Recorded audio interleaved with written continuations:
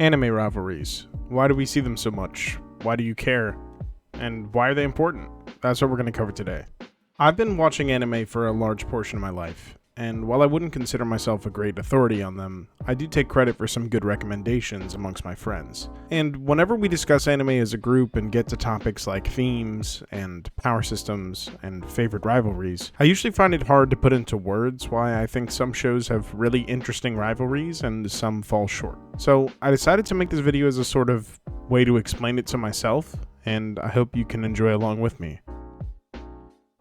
Let's start out with the oldest rivalry we know about, Cain and Abel. Or maybe it's God and Satan. Okay, I'll skip a few years and talk about the oldest anime rivalry that I know about, Goku and Vegeta. These two Saiyans have had a rivalry that has gone on for over 30 years, and I think it's the most baseline for this topic moving forward. We have two strong characters, nearly equal in strength, with the main character Goku having a small edge, and they have different viewpoints that cause them to clash on more than one occasion.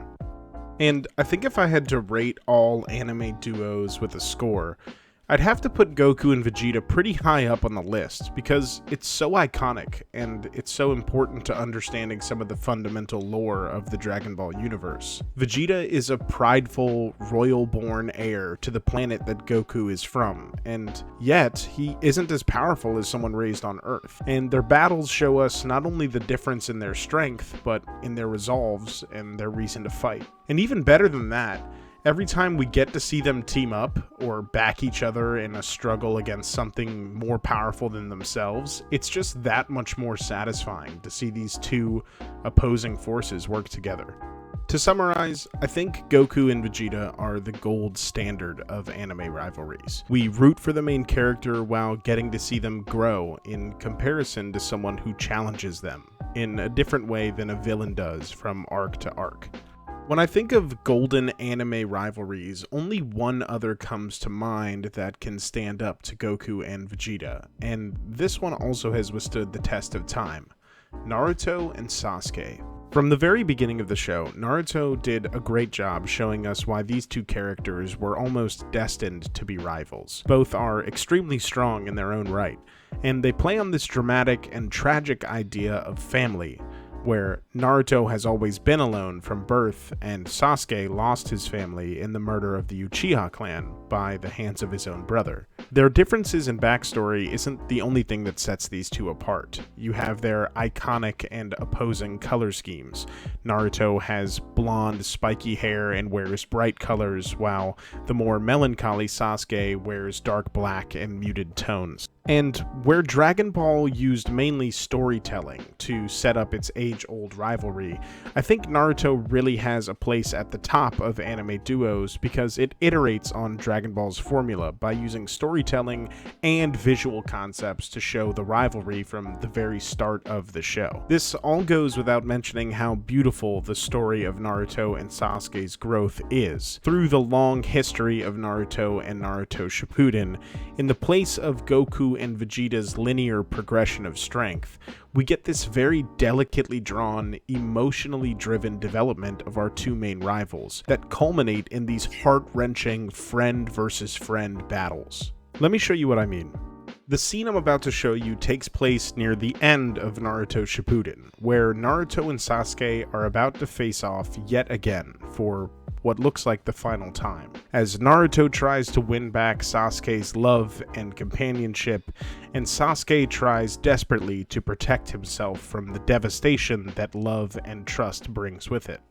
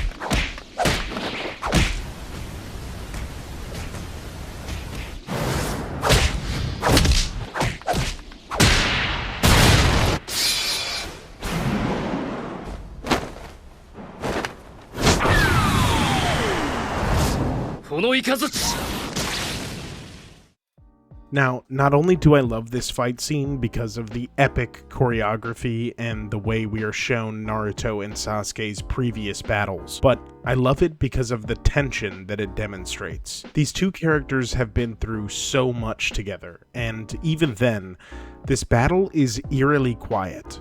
We hear nothing but the sounds of combat and their jutsus. No musical score, no cheesy one-liners, just martial expertise and their emotions. And these are the scenes that make rivalries so iconic and so important. Ones where we don't know who to root for, and the winner is indistinguishable. Our heart is in our throats, our jaw is on the floor, and we can do nothing but watch with eyes wide open. Let's keep watching.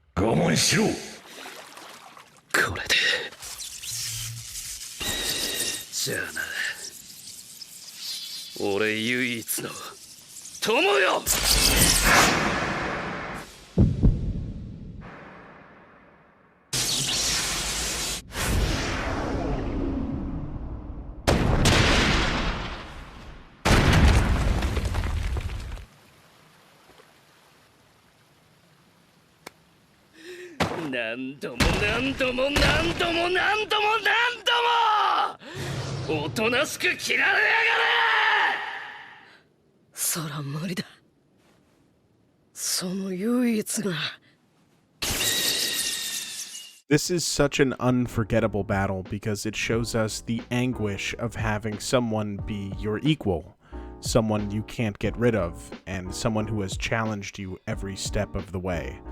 Not to mention that gut-wrenching performance by Noriaki Sugiyama. But unfortunately, we only have so much time for this video, and if you'd like to watch that fight in its entirety, I suggest you do so. I consider it a 10 out of 10. But why have I gone so in-depth talking about Goku and Vegeta and Naruto and Sasuke? I've already stated that I consider them both the gold standard of anime rivalries, but I also consider them the golden era of anime rivalries. Both of these stories use their rivals to establish some background for their stories, and to show us that no matter what villain is in front of them at the time, their counterpart is out there getting stronger. However, looking back, they've written their characters in a very traditional way. Although beautiful, they haven't pushed the dynamic of an anime duo. They've written amazing stories which we can credit them for as we move towards the next generation of anime rivalries. The next generation of rivalries are where things start to get super fun, in my opinion. Writers have begun to take more risks and are really spinning the classic rival dynamic on its head. A trend that I've really enjoyed from shows like Black Clover and My Hero Academia is setting up the rival to be stronger than the main character, and as opposed to pitting them against each other from the beginning, they both fight for the same goal now, which creates a lot of questions for the viewer. Where the golden era of rivalries made us eager to watch the development of our characters, the new generation makes us question our heroes' viability for their dream, and makes their accomplishments in comparison to their rivals feel like real feats of perseverance, rather than a deadlock like we saw with Naruto and Sasuke. Every time we see Bakugo excel and outshine Deku, we feel excited for Deku to catch up, while also understanding that Bakugo feels like the superior because he is. This is also a way for me to highlight some other new gen shows like Jujutsu Kaisen, Demon Slayer, and even Attack on Titan, where the main character has more than one single opponent to be compared to, and in turn, feels like they develop in a more meaningful way, because the only way to judge them is based off of their own past actions. That's not to say that the previous generation of rivalries didn't accomplish meaningful development. I love the classics of Mugen and Jin from Samurai Champloo, Light and L from Death Note, Kuroko and Kagami from Kuroko's Basket, but these characters were inseparable from their counterparts and made themselves a package that had to be taken together to be fully appreciated. The new generation of rivalries circumvents this problem by outright telling us that the rival is stronger, and that despite the strength we have been given or worked for, our characters have a long way to go before it's an even match. And I think that's a good thing. Their checkup battles feel more like skill checks than struggles, with each party showing off their newest tricks and skills to wow their rival, and it's a much more respectful environment than the all-out warfare we see from Goku and Naruto. Only time will be able to tell if these writing choices will pay off, but for the time being, I think it's a welcome refresher, and a way for audiences to focus on the main character's development and the overall setting and storyline, instead of getting tunnel vision on how strong they are in comparison to the singular counterpart that they have. I can't say which I enjoy more, but I can say being able to consume both forms of writing has given me a better perspective on what it means to have a rival, and why you should. Now that I've got everything off my chest, I think I can begin to answer those questions from the start of this video. Why do we see rivalries so much? I think it's in part because they're so deeply embedded in the genre's culture. Going as far back as Tom and Jerry, we've always had a main counterpart to help tell our stories, and having a rival gives meaning to all the small and forgettable developments we see our main characters go through, as a way to show how much more competent they've become, or clever, and most importantly, strong. That's not to say that it's impossible to succeed without a good rivalry, but the shows that nail it really create something for the fan base to latch onto, someone to cheer for or against, and a never-ending topic of debate amongst diehard fans. And why should you care? Well, you've sat through 13 minutes of the video, so I hope you care. But in all seriousness, I think it's an insanely popular writing technique that builds on the parallels between characters of equal strength, allowing a writer to explore both sides of an ideology, the famous two sides of the same coin, without necessarily creating good or evil. And this is important because it gives our favorite shows and characters a reason to grow outside of the typical do good and save the world. It lets our characters test their strength without having to throw bad guy after bad guy at them for no reason. Rivals are a staple in the genre because they are badass and because they are equals, for the most part, with our main characters. And I think anime as a whole benefits from the constant question in the back of our heads, begging us to ask, who's stronger?